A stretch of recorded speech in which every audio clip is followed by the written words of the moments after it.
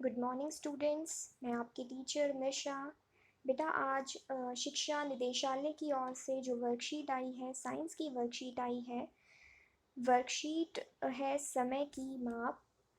बेटा worksheet number 2 है ये और 7th क्लास की वर्कशीट है।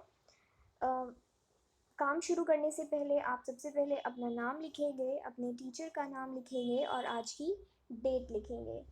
तो शुरू करते हैं। रवि एक लंबे अंतराल के बाद अपने विद्यालय जाने के लिए तैयार हो रहा था। उसकी नज़र बार बार दीवार घड़ी पर जा रही थी। प्रकृति में बहुत सी घटनाएं निश्चित अंतराल के पश्चात स्वयं दोहराती हैं। उदाहरण के लिए एक दिन, एक माह, एक साल, सभी समय के निश्चित अंतराल को दर्शाते हैं, है ना। तो बहुत सी ऐसी घटनाएं होती हैं प्रकृति में जो एक निश्चित समय अंतराल के पश्चात स्वयं को दोहराती रहती है। जैसे कि एक दिन के बाद रात आएगी, फिर दोबारा एक दिन आता है। एक माह के बाद फिर दूसरा एक माह आता है। एक साल के बाद फिर दूसरा साल आता है। तो इस प्रकार से कुछ ऐसी घटनाएं हैं प्रकृति में जो स्वयं अपने आप को दोहराती रहती है। क्वेश्चंस देखते हैं कि रवि दीवार घड़ी में बार बार क्या देख रहा था। तो रवि दीवार घड़ी में बेटा बार बार क्या देख रहा था? समय देख रहा था। क्या देख रहा था? समय देख रहा था। इसके बाद है कि रवि और किस तरह से समय का पता लगा सकता है। तो घड़ी से पता लगा सकता है और घड़ी के साथ साथ वो मोबाइल से समय का पता लगा सकता है ना। तो घड़ी के द्वारा, मोबाइल के द्वारा, तो इस प्रकार से रवि समय का पता लगा सकता है। आगे देखते हैं, दिए गए समय अंतराल के लिए उपयुक्त शब्द लिखिए। कि कुछ समय अंतराल दिए गए हैं, उनके लिए एक उपयुक्त शब्द आपको लिखना है। सबसे पहले है कि एक सूर्योदय से अगले सूर्योदय के बीच का समय। तो क्या होगा? एक सूर्योदय से अगले सूर्योदय के बीच का समय एक दिन होगा। क्या होगा? एक दिन होगा। नेक्स्ट है, एक अमावस्या से अगली अमावस्या के बीच का समय क्या होगा? तो बेटा ये होगा एक माह। एक माह मतलब एक महीना। एक अमावस्या से अगली अमावस्या के बीच का समय एक माह।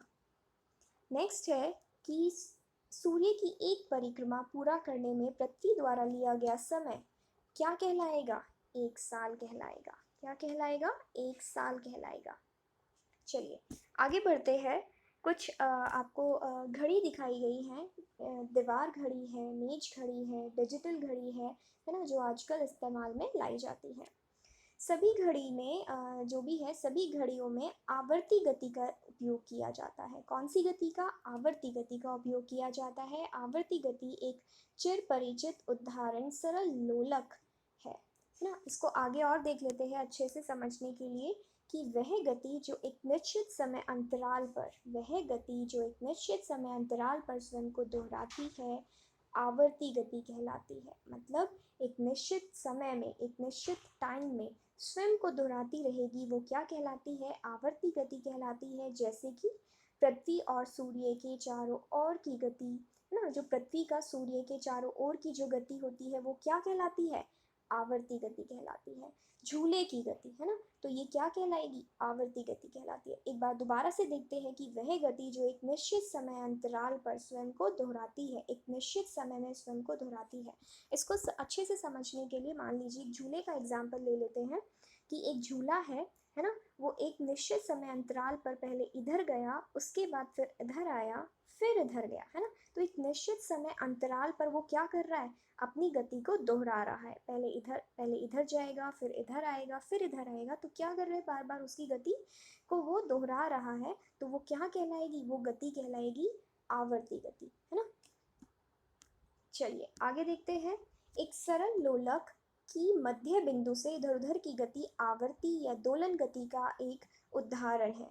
जब सरल लोलक एक गोलक चरम स्थिति ए से दूसरी चरम स्थिति बी पर तथा बी से वापस ए पर आ जाता है तो एक दोलन कहलाता है ना। एक सरल लोलक की एक मध्य बिंदु से इधर उधर की गति आवर्ती गति या दोलन गति का एक उदाहरण है। जब सरल लोलक का गोलक एक चरम स्थिति ए से दूसरी चरम स्थिति बी पर तथा बी से वापस ए पर आता है तो यह क्या कहलाता है? दोलन। तो इसमें हमने दो चीज़ें देखी, आवर्ती गति है ना, या दोलन गति, और साथ ही साथ दोलन। तो क्या है ये दोनों चीज़ें, यहाँ पर देखते हैं हम कि जब एक सरल लोलक एक मध्य बिंदु से, मध्य बिंदु क्या हो गया, मध्य बिंदु हो गया ये, है ना, और ये क्या करता है, इसकी इधर उधर की गति, मान लीजिए इधर की गति क्या कहलाएगी, एक आवर्ती गति कहलाएगी। और नेक्स्ट क्या बात करी है इन्होंने कि एक सरल लोलक का गोलक एक चरम स्थिति ए से दूसरी चरम स्थिति बी पर तथा बी से वापस ए पर आता है तो एक दोलन, दोलन क्या कहलाएगा